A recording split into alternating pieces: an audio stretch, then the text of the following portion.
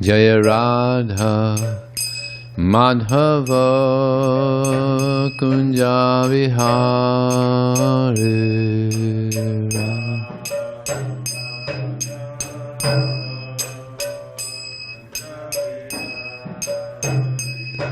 Jaya Radha Madhava Kunja Vihare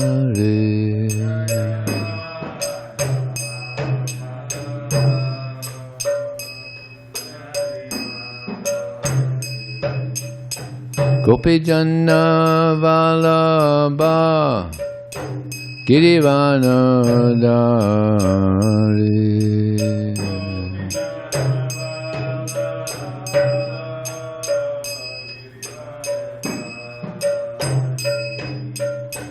Gopijana Vallabha Girivanadari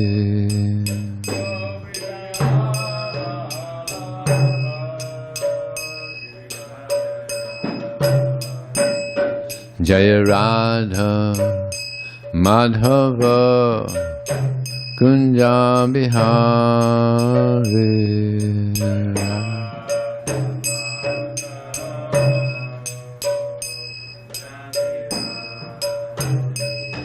Jaya Radha Madhava Kunja Bihare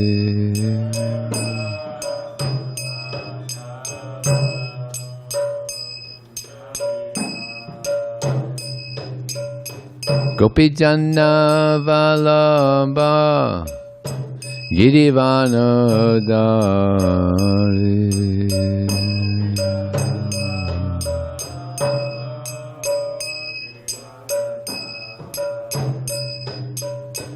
Gopijana Vallabha Girivanadari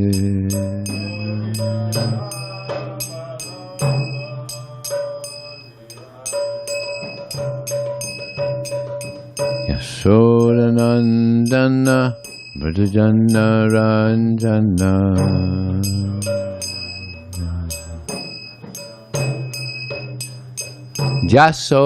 Yasodanandana Vrdajana Ranjana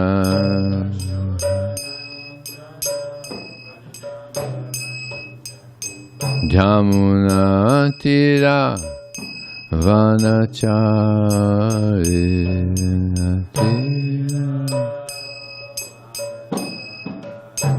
Yamuna Tira Vanacharina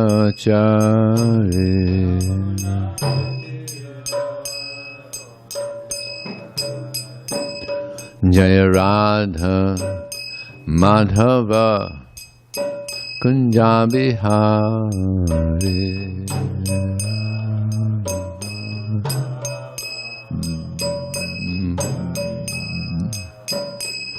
Jaya Radha Madhava Kunja Bihare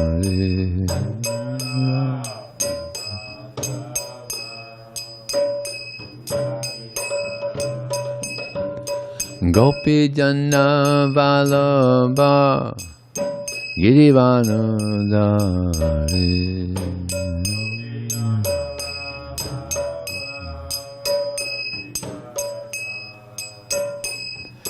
Gopijana Vallabha Girivanadari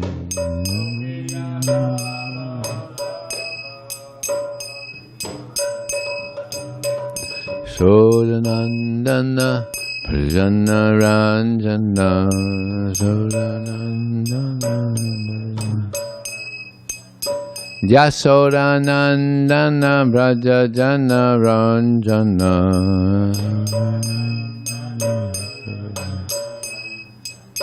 Jamuna Tira Vanacharina Tira Yamuna Tira Vanacharina Tira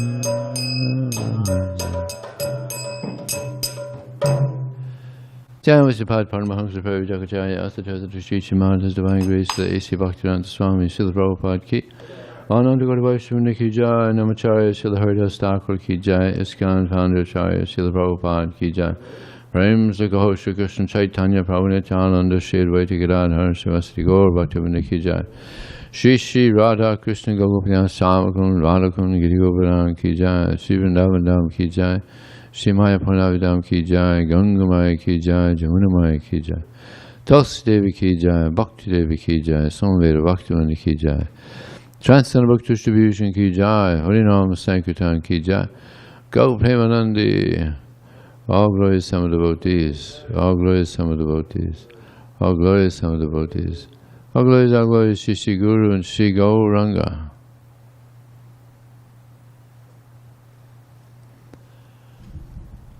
Om Namo Bhagavate Vasudevaya. Om Namo Bhagavate Vasudevaya. Om Namo Bhagavate Vasudevaya.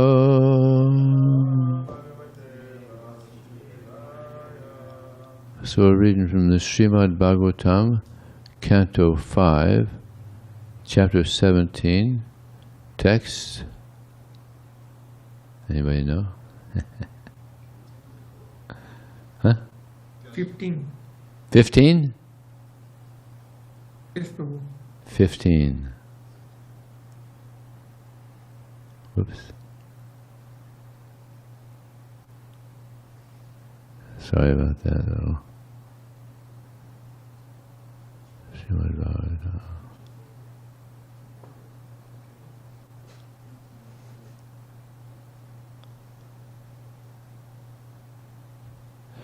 Okay. Text 15, is it? Okay. Ilavrate tu Bhagavan Bhava Eka Eva Pumana Yasyasya Tatraparo Nirvisati Bhavhanya Sapha Nimitta Yod Yat Pavekshita Sri Bhavas Tat Pashchad Vakshami. Translation. Sukadeva Goswami said, in the tract of land known as Ilavatavars, the only male person is Lord Shiva. The most powerful demigod, Goddess Durga, the wife of Lord Shiva, does not like any man to enter that land. If any foolish man dares to do so, she immediately turns him into a woman. I shall explain this later. In the 9th canto, Srimad Bhagavatam. Just to give you a little preview. What happened was, she was in this elaborate verse with Lord Shiva, and she wasn't dressed very properly, and some saintly people went in there and saw her, and of course they put their heads down and left, but Lord Shiva wasn't very pleased with that, and Lord Shiva also wasn't very pleased with it. So then he made a statement that any man that comes into this forest becomes a woman. So what happened was this king Sudamya, he went there with many of his cavalry, and I don't think they actually saw her, but they entered into the forest, and they immediately became women. But he was a king, and they were all soldiers, so it was pretty debilitating, it was a little.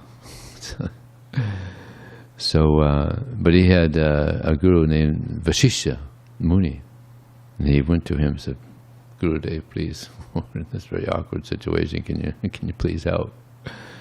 So he pleased Lord Shiva. And Lord Shiva said, okay, so 1 month woman, 1 month man, 1 month woman, 1 month man. Still, that's pretty unusual. Now it's not uncommon now that men, they want to be women now. They have sex changes, right? But that's the whole thing, operation, the whole thing. But here it's just automatic. Just it's like pretty amazing.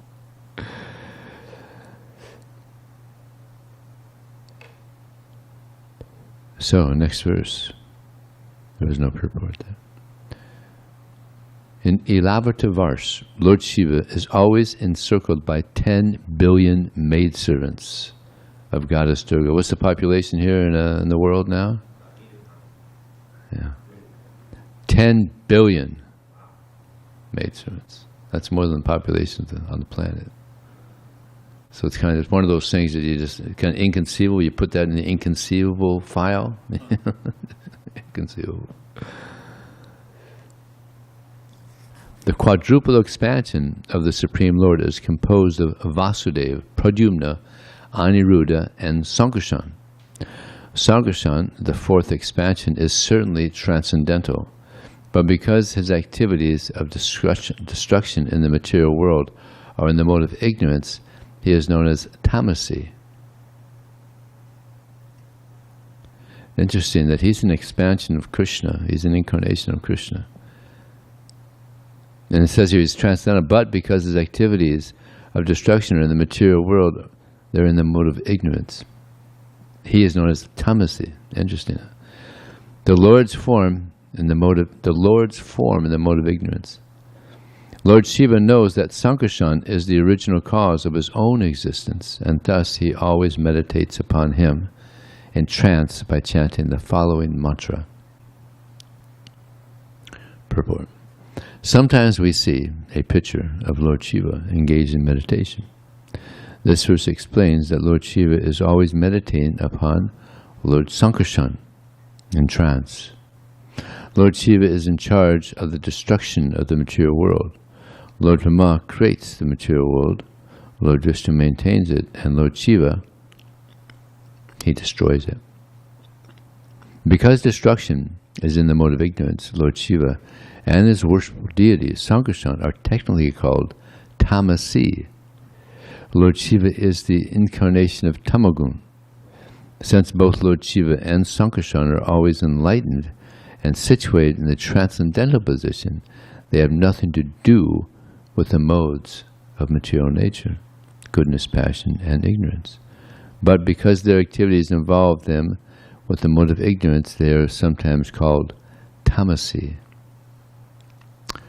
Om Jnana-tamarandasya Gyananjana Salakaya Chakshum Militam Jena Tasmai Sri Gurave Namaha Mukram Krotavachalam Pamuno Haitegarim Yat Kripa Taraham Bande Shigurum Dinatanam Vancha Kalpatubhyascha Kripa Sindhu Vyevacha Patitanam Pavanevyo Vaiṣṇavevyo Namo Namaha. Jai Shri Krishna Chaitanya Prabhu Nityananda Shri Advaita Gadadhar Srivasadi Gaur Bhaktivedanta. Hare Krishna, Krishna Krishna, Hare Hare. Hare Ram, Ram Ram, Hare Hare. So Lord Shiva is a powerful, as it said here, he's the most powerful demigod. And there's many pastimes of Lord Shiva in the Srimad Bhagavatam. There's one that sticks out most as this, there was this king named King Chitraketu, and he had many wives, like thousands and thousands, but he didn't have a child, didn't have a son, so he was lamenting, and for some reason none of his wives would bring a child. So he was, that's a huge thing for a king, to not have a son, because he's going to inherit the kingdom. So he's clearly lamenting. Even that's there with Lord Ram. He didn't have a son. Many wives all couldn't have a son. Eventually, of course, Ram and his brothers. So he was lamenting, and these two sages came, saying the personalities, Angira Rishi and Angira Rishi and Narada? Anyway, there's one other. So I think one. And then they came back later. And Girisi, he blessed him that he'll have a son. And he was so happy. You can't imagine. He was bliss. He was in bliss. But his son, his name is going to be Harsasoka, which means happiness and distress. So the son is going to bring happiness, and it's going to bring distress.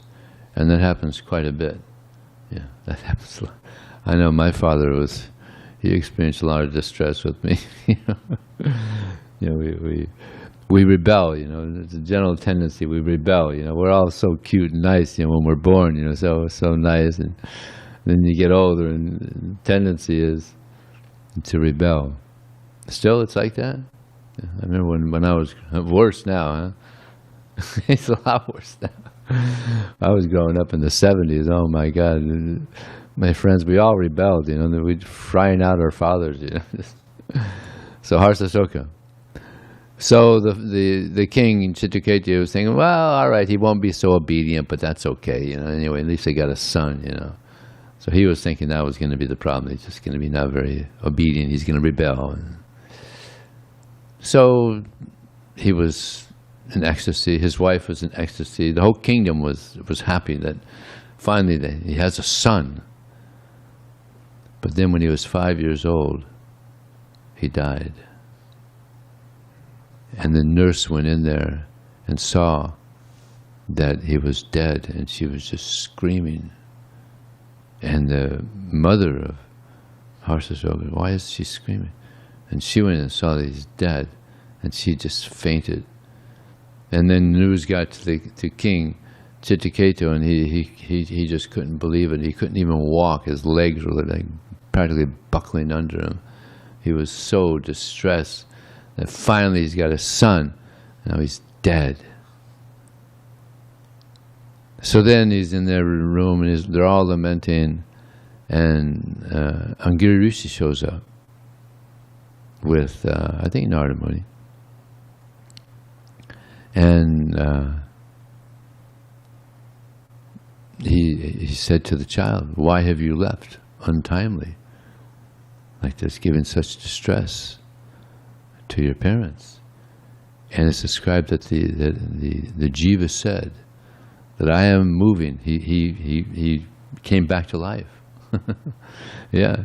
He said, I am moving under the direction of the Supreme Lord. These were my parents for a while. I've had other parents. I'm going to have other parents. And then he went back again. He left his body. So that was big instruction that actually it's the soul. There was a soul in a body, and now it's going on to its next destination. So everybody kind of like, that's like immediately, self-realization that we're actually the soul within. It was a big message. You can imagine. It's a huge message. So King Chitraketu, he became a little detached then, and very Krishna conscious, became a self-realized soul. So at one point he was just traveling around, believe it or not, the universe, just flying on doing Harinam. It's like we go on Harinam here on Saturday, right? He was going on Harinam all over the universe in a plane with all these devotees. So he's traveling around the universe doing Harinam. Hare Krishna, Krishna Krishna, Hare Hare. So then he goes by and he sees Lord Shiva in Ilavatavash. And he's amazed because he's preaching to some saintly people, and his wife is on his lap. And he kind of laughed, like, what is this? You're speaking to these sages, the absolute truth, and you have your wife on your lap, and you're kind of laughing. And Lord Shiva didn't take it seriously. But Parvati, she didn't appreciate that at all. So she cursed him to be a demon. And immediately he came down and he offered respects to Parvati and said, I accept your curse. And then he just went on his way.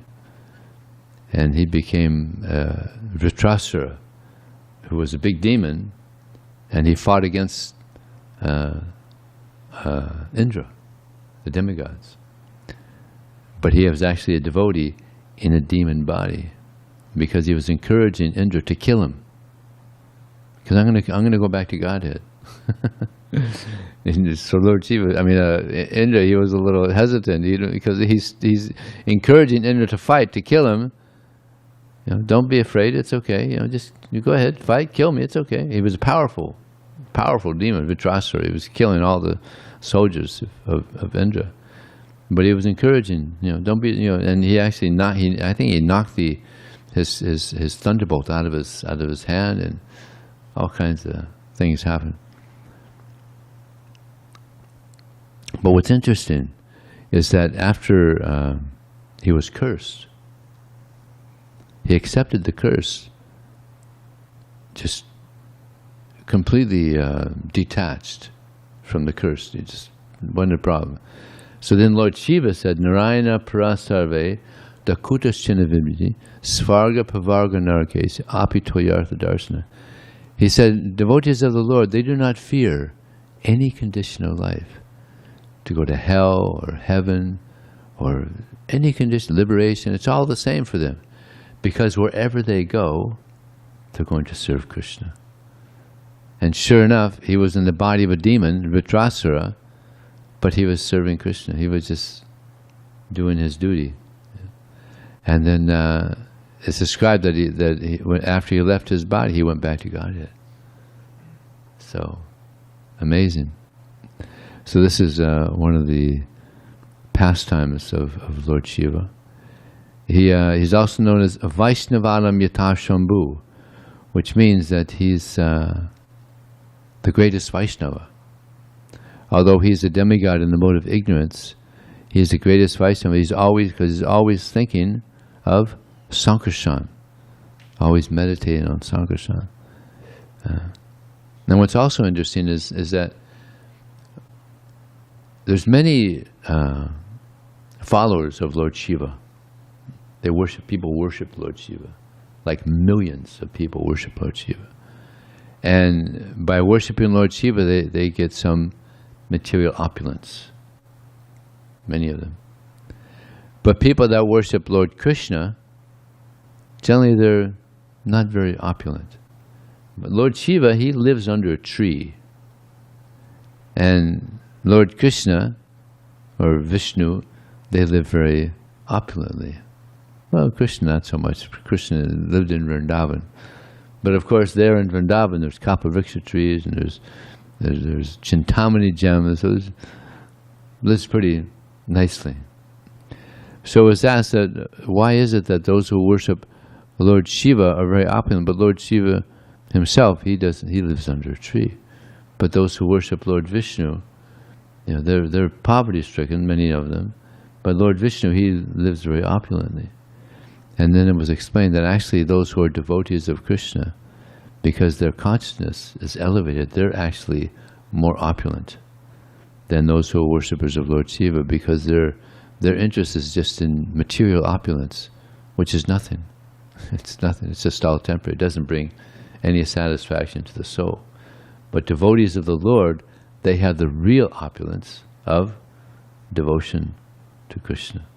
So then this is the opulence that devotees try to acquire, as this devotion.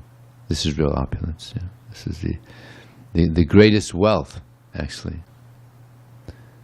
It's like Prabhupada, before he came to the West, he was poverty-stricken. He was homeless. He didn't have a place to stay, but he didn't have any money.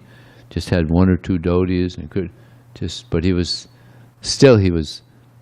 doing his BTG. He was printing this BTG, and he was distributing it. Now, one might think, well, he is poverty-stricken and poor, but he was the wealthiest person on the planet. He was the wealthiest because he had so much devotion for Krishna. One might not think that upon looking at him, and at one point he even passed out on the road. He just passed out on the road, and people thought he was a drunkard just walking by him. And then one person saw him and recognized, oh, this is a scholar. So he picked him up, took him to the doctor. And the doctor said he had heat stroke because he was out there preaching. It's 110 degrees. And he got heat stroke and passed out. So he said, the doctor told him you have to take it easy. So, Prabhupada, so wealthy. And he was able to spread his wealth all over the world by making so many devotees. To New York City, I went to New York City, which is like hell. Narayana parasarve. That verse, Lord Shiva says that devotees of the Lord, they don't fear any condition in life. Go to hell or heaven or liberation. So New York City, it's like hell. I hope nobody from New York City is listening to this. But he was right there in the Bowery, practically the worst part of New York City, and making devotees there, made nice devotees there. So this is the sign of a devotee, as they're able to make other devotees. And he made, of course, thousands and thousands. Just amazing what he did. He came to this place where just everybody's a mlecha, yavana, meat eaters, and drunkards, and taking drugs, and just transform them. Amazing. So Lord Shiva, he worshipped Sankarshana, always meditating on Sankarshana. But we worship Krishna. He's Vaiṣṇavānāṁ yathā śambhuḥ. He's a devotee of Krishna, Sankarshana.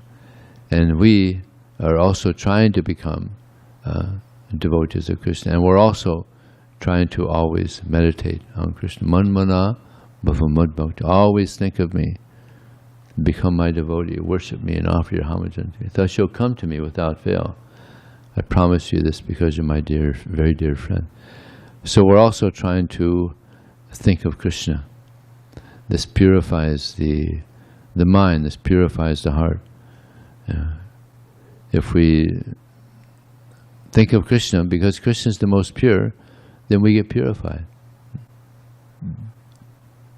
And also in the Bhagavad Gita,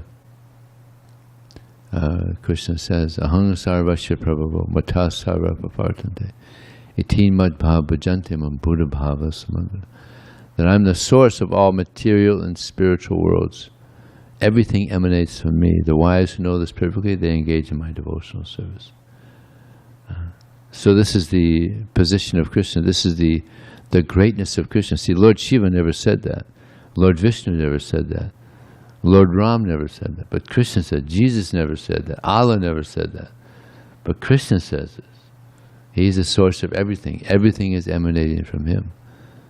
So this is Krishna. This is why we worship Krishna.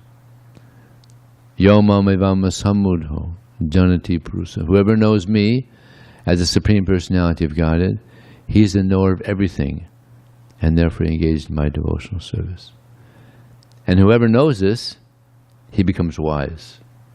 And all of his endeavors become successful. Just by thinking of Krishna, understanding the position of Krishna. Nityo nityanam chaitana chaitanana. There's many eternals. We're all eternal, right? All living entities are eternal. But there's one eternal person, the singular person, Krishna, who maintains everyone else. That one person, he's maintaining everyone else. The plural, us, he's maintaining everyone else. This is the position of God.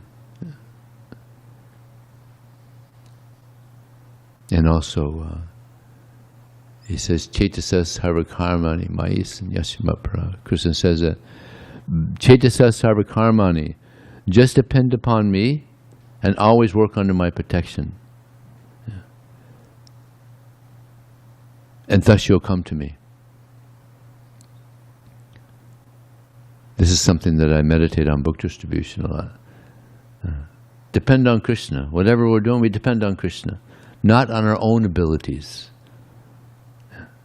Many people, they depend on their own abilities to do things. But we can't do anything without Krishna's sanction. Nothing. We can't speak, we can't walk, we can't do anything without the sanction of Krishna. So, therefore we depend on Krishna.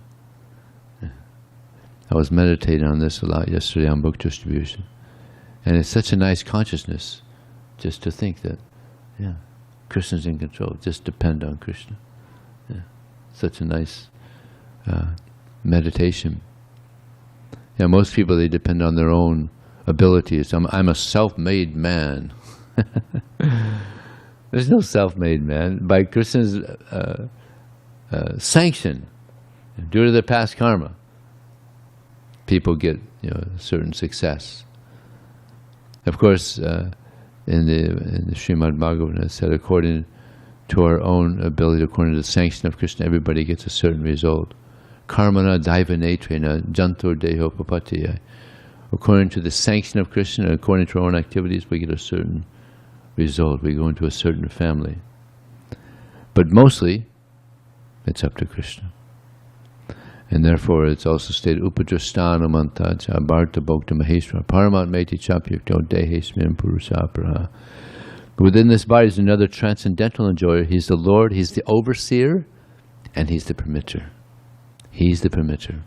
He's overseen everything. And He permits things to happen.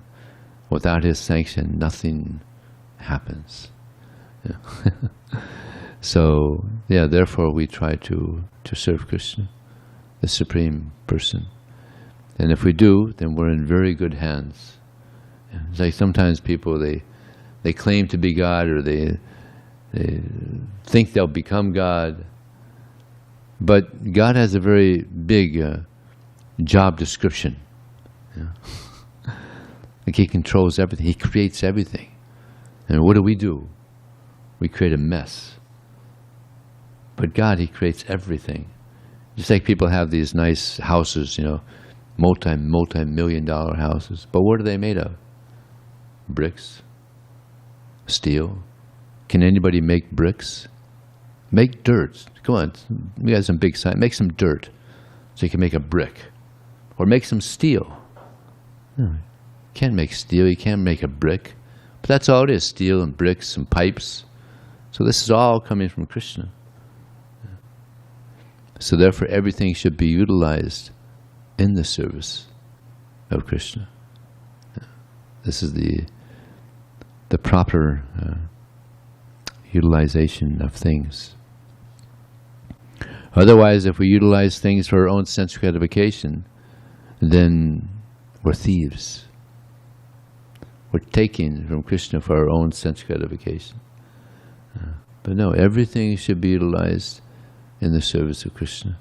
Then we advance in the devotional service, which is the goal of this human form of life, to engage in devotional service. Just like Krishna, he says, Bhaktyā māṁ abhijanati. One can understand the Supreme Personality of Godhead as He is only by devotional service.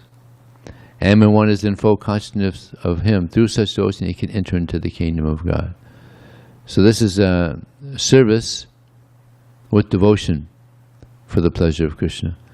Everybody is doing some service, just like people have jobs. So many people have jobs. But they're not doing it out of devotion. Why are they working? To get some money. If there's no money, he's not going to work, right? And the boss, he's hiring him because he's gonna work hard for him. Otherwise, he's not going to give him any money. So there's no selflessness there. But in Krishna consciousness, we're serving Krishna, and there may not be much result. But if one is sincerely trying to serve Krishna, then Krishna's pleased. Just like, for instance, sometimes new book distributors, they go out, and they're not doing very much. Just starting out, and may not even do 5 books, just do a few small books and get a little Lakshmi, and he might be going on like that for a week, where it's just very little, but still he's encouraged. It's okay. I mean, what boss would allow that? I mean, if you're working and you're not getting any result, hey, you're fired, man, isn't it?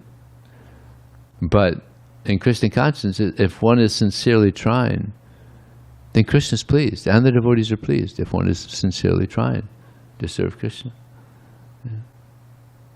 So this is the kindness of Krishna, that we try our best to please Krishna, and the devotees are pleased, and devotees can see whether one is sincere or not sincere. Devotees have this ability to see.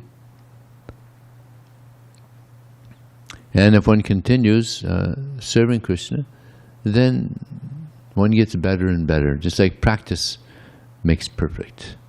If we keep practicing serving Krishna, then we get better and better and better at it. So what we're trying to do the most is we're trying to think of Krishna, trying to remember Krishna.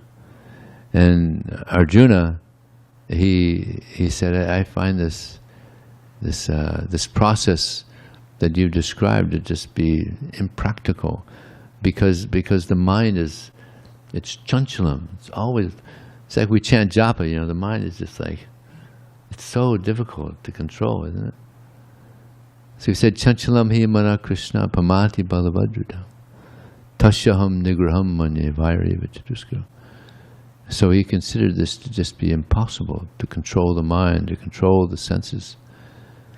So, but Krishna, he says, asangsya mahaba manodur nagraham chalam abhyasena takonteya vairagyena chigrite. It is undoubtedly very difficult to control the mind, but it's possible by practice and by detachment. It's possible.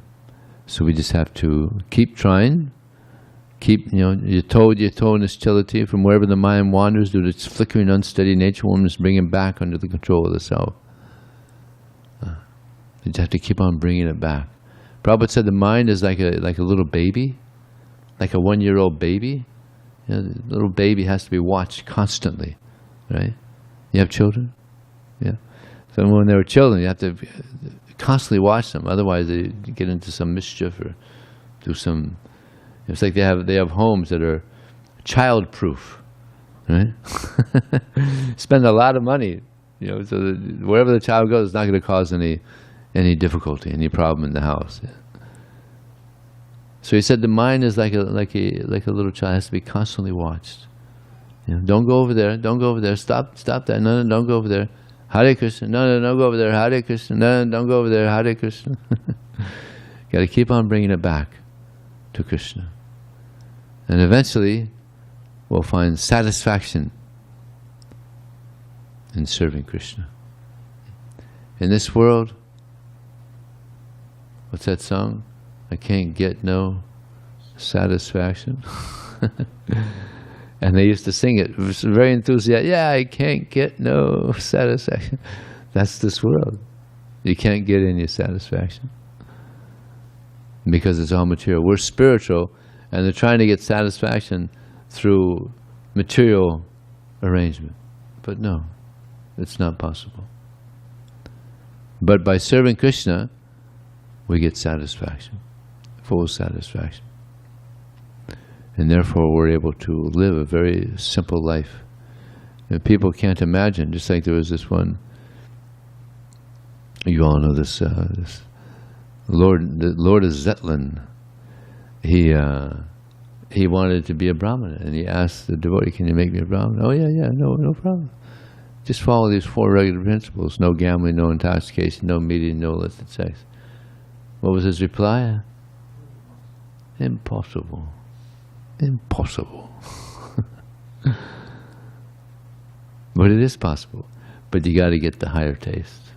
Visya vanivartante naraharasindena rasavarjam rasopyasya param distanavartate. If we get the higher taste of Krishna consciousness, then it's very easy. It's like we have so many devotees that for decades and decades that have been following these regular principles and chanting Hare Krishna, and they're very happy.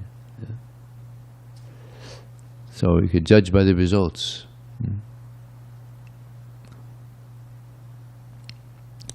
So is there any question or comment? Yes. Bhakti Tyler, microphone is just now coming. It'll be there in 5 seconds.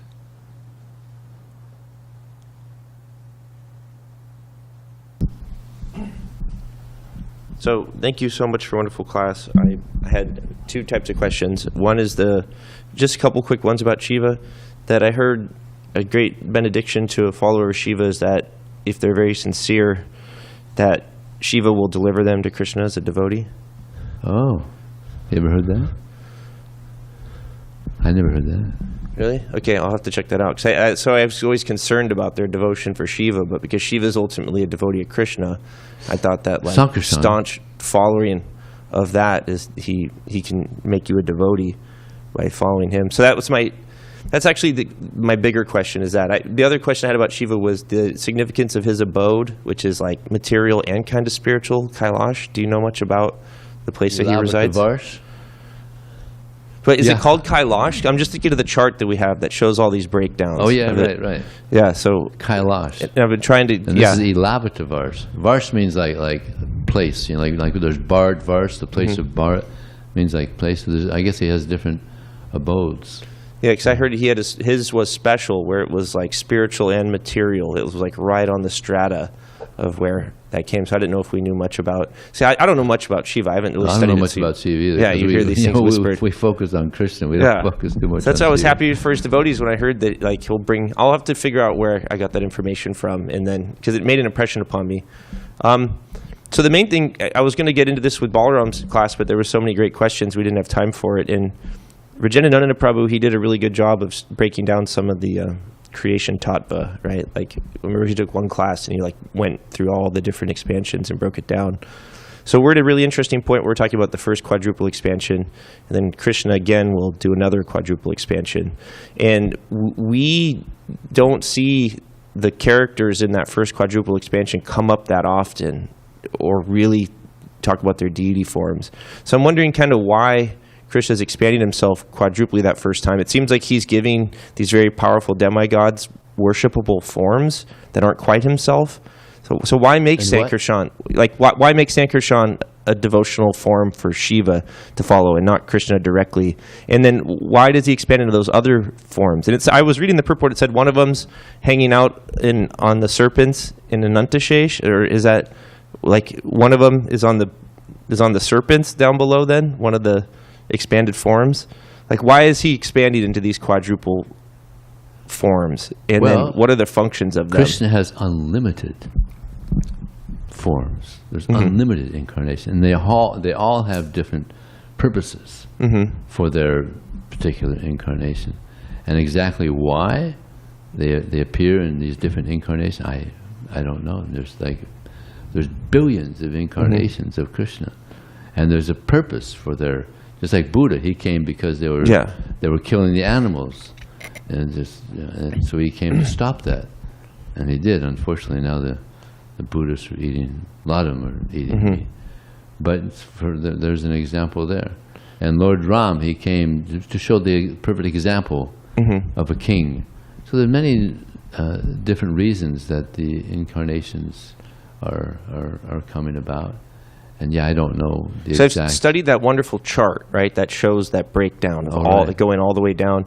So you have Radha, Krishna, and Balaram up top, and then you have Krishna expanding into that quadruple expansion. And then they're talking about the significance of it. You know, the chart that has the material and spiritual worlds. It's up in our room, but it's a very commonly known chart that shows all of creation. You've seen it before, I'm sure. Yeah. And so I think the second quadruple expansion is he's getting into the Vishnu forms that then do creation, per se. But that first one, just like Sankarshana, Aniruddha, and that, I was always like, why is Krishna in the very beginning expanding into these 4 primary forms, and what's their function? And we're kind of touching into that now, and I'm seeing that Shiva's worshiping Sankarshana. So my mind's blown. Basically, I'm just trying to come into terms with it. What's really interesting is he's what does it say? He's a tamasi. Which is like, really, he's sometimes called tamasi because they're involved in destruction. But it says before that they're transcendental, completely transcendental. So it's very interesting that they're known as tamasi, but they're completely transcendental. Yeah, and then, because I was hoping you would say, oh, the other forms, there's Brahma's worshipful form and then Vishnu's worshipful form. Like, that's why he expanded. He gave all the demigods, the primary ones, hey, these are these worshipful forms that you'll meditate on. And then in the purport you read, it was talking about the beginning functions of the quadruple expansion. They had a function, and I was kind of like, okay, now here's a purpose. He's expanding. So I'm trying to figure that out with these forms. That we don't see those personified that often too. Like, I couldn't tell you what Aniruddha or Sankarshana looked like. We try to focus on Krishna. Yeah. Because Krishna is the supreme. Yeah. If we focus on Krishna, we surrender to Krishna, we develop our devotion for Krishna, we go back home. Yeah. So devotees aren't so much interested in learning more about other incarnations of Krishna. Yeah. Just try to focus as much as we can, because he's the supreme. The other incarnations, they could have up to 96% of Krishna, of the absolute truth. And you know what the four are, right? Krishna plays the flute, his very uncommon pastimes, his beauty, and what's the other? Surrounded by loving devotees. Loving devotees. Those are the four that they can't touch? Okay. This is what makes Krishna extraordinary above all the other incarnations of Krishna. And this is where devotees have intimate relationships with Krishna. Now, all the other incarnations, there's awe and reverence. Nobody, like Shiva, he doesn't have a real intimate, he doesn't treat him like a father, or there's not like an intimate. He's superior to Shiva, but he doesn't, there's awe and reverence. There's always awe and reverence in the other incarnations and their followers. But with Krishna, you have very intimate, where they forget that Krishna's God, and they play with each other and have wonderful pastimes together. So this is what is most wonderful, and this is what we want. We all want intimate relationships, right? We all want that. We all want loving, intimate relationships with others. So that's there with Krishna. You actually helped me in a great way describing, not so much focusing on these kind of, you might even call them minor details, although they're very closely related to Krishna in terms of how close they are to him through expansion. And when I was reading the Bhagavatam a few times, it was like get into the third canto and you get into some of these long delineations of different planets and different things. And I would always try to study that like with brute force academic power, just like I'm studying for a test, just like, all right, if I just really study this, I'm going to realize it. And it's not like that. No. And the more I study that, the more I'm like losing focus on those other things that are ultimately Krishna and more important, right? Getting lost in the details. So you're helping me do that here right now too. It's like you could ask endless questions about all these different expansions and all these different potencies and what all these characters that are ultimately serving Krishna are doing. But we should be focusing on Krishna. The Srimad Bhagavatam, so much information about Krishna. Yeah. The whole 10th canto. And throughout the Bhagavatam, so much information about Krishna. Why? Because Krishna is the supreme. And Krishna wants us to focus on him. It's because we're chit, so we are knowledge, and so that's awakening. And in school I did well because I would just study so hard and know everything. I'd come in like confident, all right, I got this test. But here I'm like failing. All I learned in Krishna consciousness this whole time is what I don't know, right? So I'm thankful to people like you, and I can ask an intelligent question once in a while and get like a little sliver of truth. But I can't wait to become more realized through spiritual practice, because there's nothing better than finally kind of understanding a little bit of these amazing, inconceivable pastimes and powers and whatnot. There's so many aha moments where you're like, whoa, that's how it is, And this is just inconceivable. This is just all this is going right over my head on a level where I actually really get it. I don't really understand this stuff, but it's very, very impressive, that we actually have a description of these things. And so thank you for sharing your experience, helping us conceive of it. Well, there's also a statement that that Krishna cannot be understood by vast scholarship, by giving great lectures, or not even by much hearing, But he can be attained only by those persons whom he chooses. Whom he chooses. So in other words, he's not so much interested if someone has a lot of knowledge. And what attracts Christians the most? What attracts Christians the most? Devotional service, that's right. Therefore he says, Tesam sadartyuktanam, to those who are constantly devoted to me and worship me with love, I give them the understanding by which they can come to me. This is such an important word. To those who are constantly devoted to me and worship me with love, I give them the intelligence. The Dhammi, I give them the intelligence by which they can come to me. It's not by, he's not so impressed by his scholarship, but devotion, it captures his heart. Yeah. That was my introductory guru would say every time I'd ask these abstract questions. Krishna can only know through devotional service.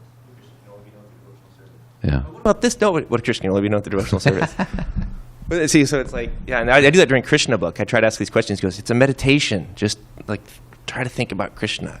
You know, like let's not really understand, you know, the location of Brahma and why he was doing that and how many people there were and what was going on. He's like, meditate on Krishna.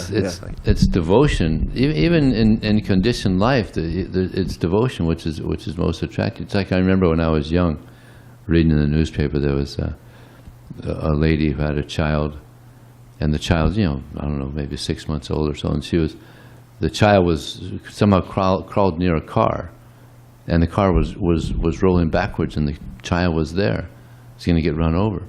So this lady she saw that, and she just you know, she couldn't have time to get the child. She picked the car up.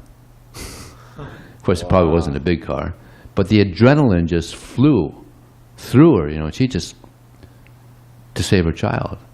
Yeah. So this is love. You know, I mean, Prabhupada said that the closest thing to our love for Krishna is the love between a mother and a child.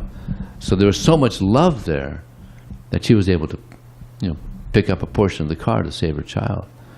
So this devotion is what is most attractive. You know, this selfless devotion. It's so attractive. Because we can do miraculous things for Krishna. Do amazing and that will things, please him. Yeah, miracles. Prabhupada had devotees doing miracles. You know, just go off into a country by themselves. You know, there's no devotees there, and just make so many devotees. You know, spread Krishna consciousness. They've been in the movement for maybe 2 years. You know, practically knew nothing, and doing miracles. You know, spreading Krishna consciousness all over the world. Miracles. That we're sitting here is a miracle. Yeah. This is Prabhupada's miracle. Miracles are a powerful testimony, too, about the reality of the spiritual life. I remember I was on a Greyhound bus, and this Christian was next to me, and she was telling me these 2 miracles she experienced that proved to her God existed, but they were like healing prayers that worked. I'm not trying to say they were minor, but to her, the fact that miracles that occurred in her life gave her faith that God existed. So the fact that we're performing miracles and can give glory to Prabhupada and Krishna, that's a powerful preaching testimony, too. Yeah. Yeah, we're living proof of miracles. Thank you. Horrible. Okay, thank you very much. Any other questions? We have a question on the Zoom. Okay.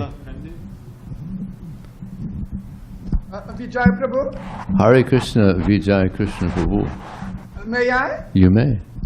Yes, Dandavat Puranas. Prabhu, my question is, how do I get to know that Krishna is the origin of my existence?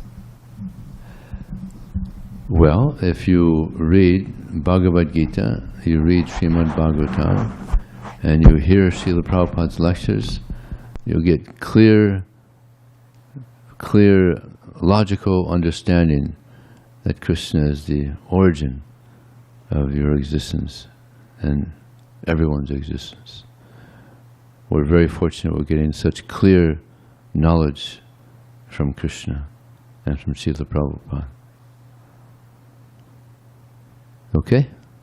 Yes, Prabhu. Okay. Thank you very much. Hare Krishna. Hare Krishna.